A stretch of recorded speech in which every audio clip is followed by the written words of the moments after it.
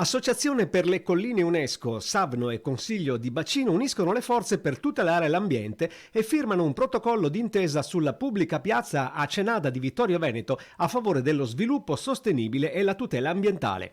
Anche le eccellenze devono stare assieme se vogliono ancora migliorare, perché da soli si migliora ma in due si migliora meglio.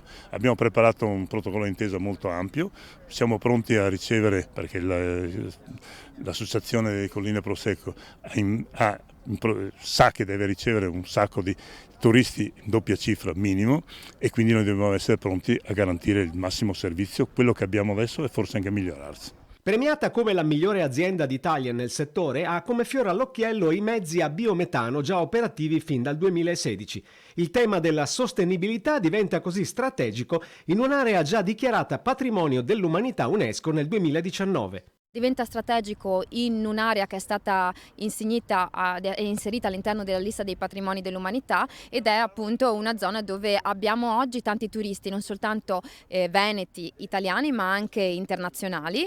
Pensiamo all'utilizzo delle biciclette, per esempio, che tipicamente è fatto tanto da turisti che arrivano dall'Austria, dalla Germania. Per cui diventa fondamentale anche un pochino insegnare quello che è il rispetto per il territorio e aiutare tutti quanti ad aiutarci ad essere sostenibili.